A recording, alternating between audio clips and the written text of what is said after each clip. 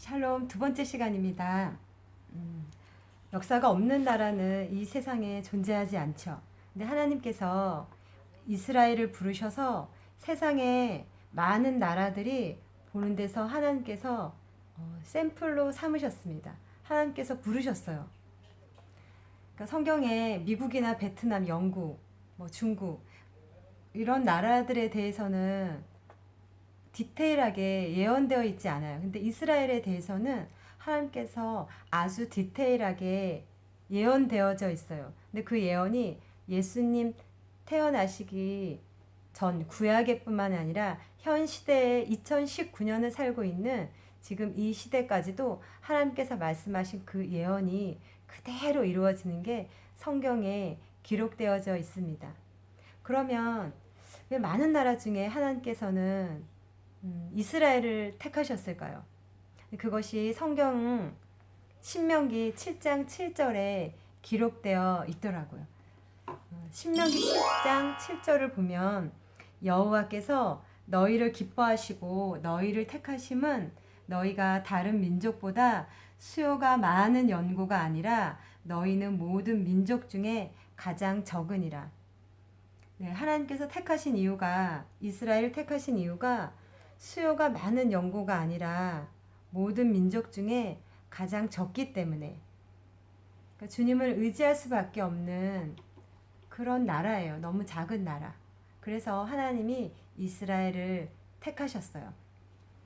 그러면 우리가 그 이스라엘 역사를 알아보는 데 있어서 진화론을 믿는 학자들은 인류 역사를 수백만 년, 수천만 년으로 보고 있어요. 하지만 우리 창조론을 믿는 사람들은 인류 역사를 6천년으로 보고 있죠.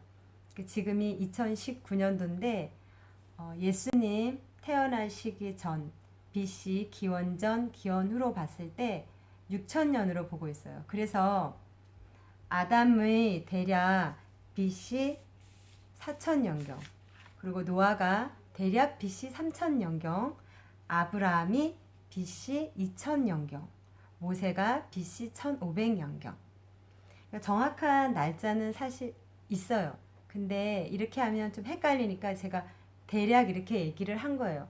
혹시 나는 더 이렇게 정확한 연도를 알고 싶다 이런 분은 제가 또 많이 성경을 보는 데 있어서 참고하신 분인데 이해실 사모님의 성경이 읽어지네 정말 좋더라고요. 그러니까 그 책을 사셔서 참고하시고 그분 동영상도 유튜브에 많이 올라와 있어요. 보시면 도움이 많이 될 것 같아요. 네, 그러면 이스라엘 초대왕 사울은 BC 1050년에서 1010년 대략 40년 통치했죠. 그 다음에 다윗 BC 1010년에서 970년 동일하게 대략 40년 통치했습니다. 그리고 솔로몬 BC 970년에서 930년 대략 40년 통치했어요. 요거는 일부러 외우지 않아도 제가 틈틈이 여러분들께 알려드릴 거니까 참고하세요. 그러고 나서 솔로몬 이후에 이스라엘은 나뉘어져요. 우리나라가 지금 남한하고 북한으로 분열된 것처럼 이스라엘도 솔로몬 이후에 나뉘어져요. 남유다와 북이스라엘로. 야곱의 12명의 자녀가 있었잖아요. 그 자녀가 12지파의 조상이 됩니다. 이스라엘에. 그래서 이스라엘은 12지파인데 남유다, 유다지파, 베냐민지파 그리고 나머지 북쪽의 10지파로 분열이 돼요. 그리고 나서 북이스라엘은 BC 722년 호세아 왕 때 아수르에 의해 멸망돼요. 그리고 좀 더 있다가 남유다는 BC 586년 시드기야 때 바벨론의 포로가 됩니다. 바벨론은 굳이 또 이렇게 따지자면 지금의 이라크라고 볼 수가 있죠. 그래서 남유다에는 너무도 되게 중요한 도시가 있죠. 예루살렘. 예루살렘 성전이 있는 예루살렘이 있는데 BC 586년 남유다가 멸망하면서 예루살렘 성전도 다 완전히 해파가 돼요. 어쨌건 근데 바벨론이 남유다를 멸망시킬 때 어떻게 데려갔냐면 1차, 2차, 3차 나누어서 포로로 데리고 가요. 그래서 1차 포로로 여러분들 많이 들었던 다니엘과 세 친구들, 또 왕족 귀족이 대략 BC 605년에 포로로 끌려가고, 2차 BC 598년에 에스겔과 1만 명의 기술자들이 2차로 포로로 끌려가요. 그리고 3차 시드기야와 유대의 모든 남은 백성, 그러니까 바벨론이 뭐 포도 농사 지을 정도의 그 소수만 남겨두고 남유다 사람들을 지금의 이라크 땅으로 다 포로로 데리고 가는 거예요.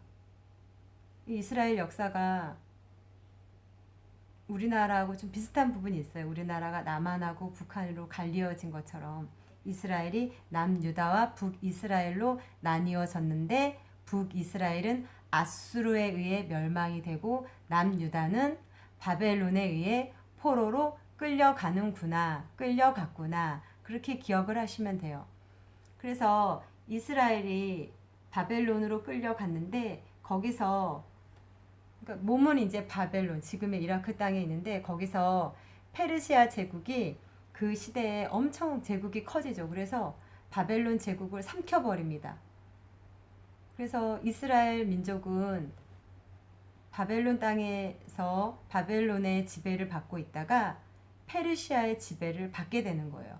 그때 페르시아의 고레스 왕이, 성경에 나오는 고레스 왕이 이 이스라엘 사람들이 예루살렘 성전에 가서 예배 드릴 수 있도록 고레스 칙령이라는 것을 내리죠.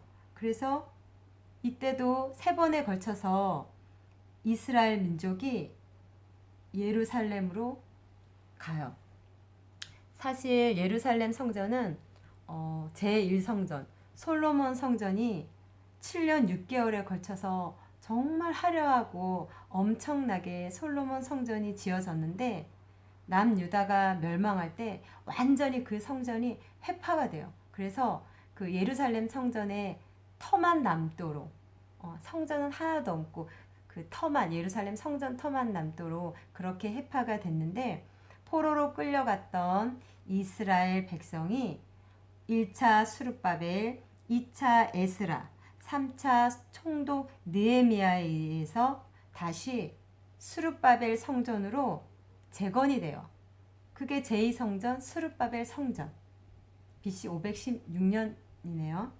그리고 나서 이제 시간이 한참 흐른 후에 이스라엘 민족은 이렇게 뿔뿔이 흩어져서 그 포로돼서 그렇게 살고 있고, 소수는 또 예루살렘 성전에 이렇게 살고 있고 이랬는데, 로마가 그 시대에 로마가 거의 전 세계를 지배하게 되죠.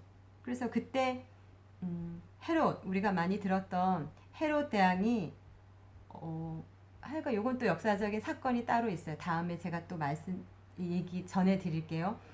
헤롯이 이스라엘 사람들의 마음 한심을 사고자 BC 20년에서 AD 63년에 걸쳐서 헤롯 성전을 또 화려하게, 엄청나게 화려하게 확장 건설을 해요.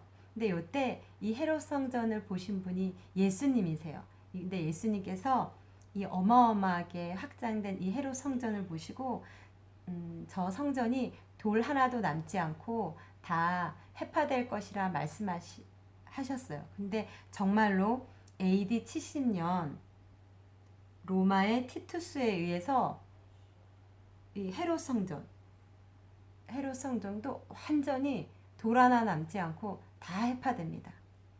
그러니까 성전으로 봤을 때 또 그런 거고, 그러니까 이스라엘 역사를 봤을 때 AD 70년에 이스라엘 민족들은 각 나라의 뿔뿔이 다 흩어져요. 그래서 나라 없는 민족이 되는 거예요. 완전히 흩어졌어요. AD 70년에. 그런데 지금 2019년도에 우리가 살고 있죠. 2019년도에 저렇게 보란듯이 버젓이 중동 이스라엘은 건국되었습니다. 뉴스에도 자주 등장하고요. 그것은 제가 다음 시간에 또 알려드리겠습니다. 감사합니다. 샬롬.